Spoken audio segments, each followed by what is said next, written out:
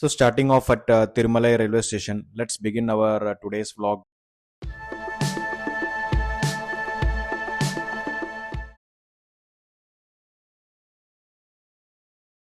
Hi everyone, welcome to my new vlog. So today I'm at Kapalishwar Temple in Chennai, one of the oldest and most powerful Shiva temple in South India.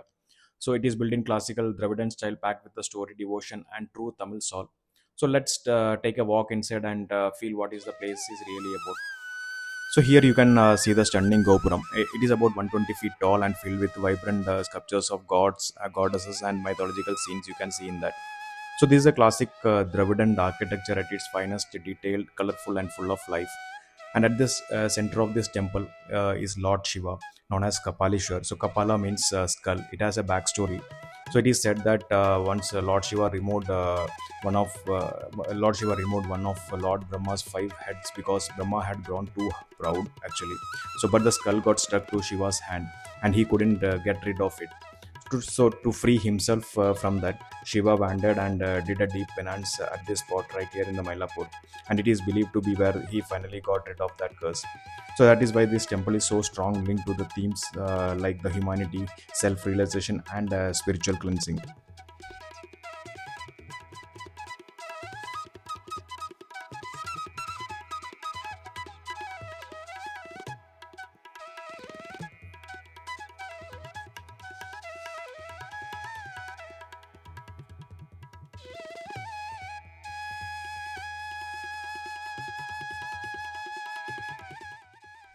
So the Kapaleshwar temple, what we see today, is a century old. But interestingly, this might not be a original location of the temple. So according to the historical record and Colin Mackenzie manuscript, he mentioned that the rich collection of the temple documents, local stories, and inscription from the earliest 1800. The original temple stood much closer to the sea, near where the Santom Church stands today. And it is believed that during the Portuguese rule in 16th century, the original temple was destroyed, and the current temple was then rebuilt inland, most likely in the 17th century, by Vijayanagara kings or the Nayak rulers. So now the heart of the temple is built shrine dedicated to the Karpagambal, a divine concept of Lord Shiva, and the central goddess of this temple. So the name Karpagambal means she who grants wishes like the celestial Karpaga tree, and she often associated with the benevolence and the wish fulfillment. And what makes this temple is more special is a legend tied deeply to its name. According to the old records and the temple lore, including those preserved in this in the Mackenzie's collection. So goddess Parvati is said to have taken the form of a peacock and performed the penance here to reunite with Lord Shiva. So that's why the area is called Mylapore. Mile means peacock in Tamil. So in the Mackenzie's manuscript, even older texts like Puranas and the Sthala Purana of this temple, the story is told again and again. Parvati as a peacock worshipping Shiva with the humanity and devotion, and eventually merging with him as a Karpagambal. So even today, thousands of devotees come here, believing that prayers to Karpagambal can remove obstacle, bless families, and fulfill their heartfelt wishes.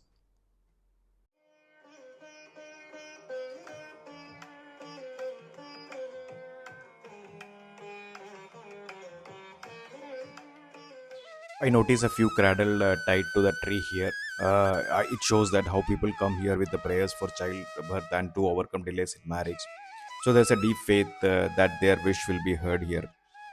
So in this temple, you can also see the other deities like Vinayagar and Murugan as a Sringaravalan, Murugan with the Vali and Daivanai, and Kala Bhairava, Chandigeshwara, Navagrahas, Dakshinamurti, Durga, and Natraja, and there are other deities like 63 Nine Mars, and these are all you can see inside this temple.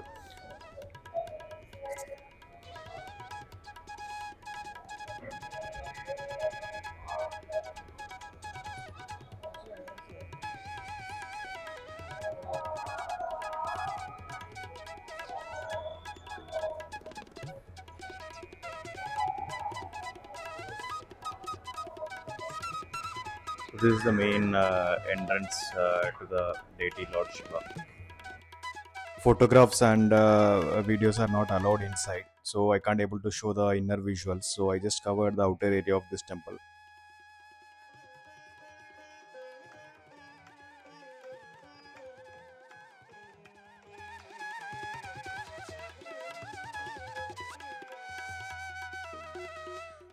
So in this temple, I didn't notice the Nandi, maybe because Lord Shiva is west facing here in this temple.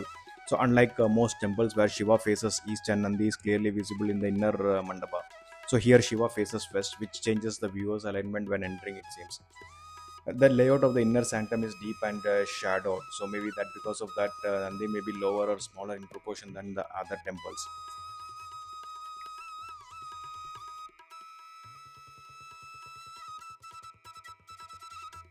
So I saw a big bell is hanging here. So I believe to be from the Portuguese church, possibly built where the original Kapalishwar temple once stood. And after the temple was rebuilt, maybe the bell was kept here for silent reminder for its past. So honestly, there is something about this place can't really put into words. It's just feeling whether it comes to pray, explore the history, just sits quietly. Kapalishwar temple has a peaceful, grounding vibe. So you feel the moment you walk in. So this temple, beautiful tank adds to the vibe again. This is a Mylapore temple tank. So it is not just a water body. It is the venue where the famous float festival during Pangoni Brahmosam, which held in March and April. So in that festival, it's a 10 days festival, and you can see that the grand procession of where the 63 Shaivit the saints actually they paraded all over the Mylapore street. So this is 63 Shaivit saints called as Nayan Mars were known for their deep devotion to Lord Shiva. So, in this grand procession, these 63 Shaivat, along with the Lord Kapalishwar and the Karpagambal, paraded through the street of the Mylapore. And the entire area comes alive with the music, devotion, and tradition. And it is a true celebration of spiritual legacy and Tamil culture, you can see on that time.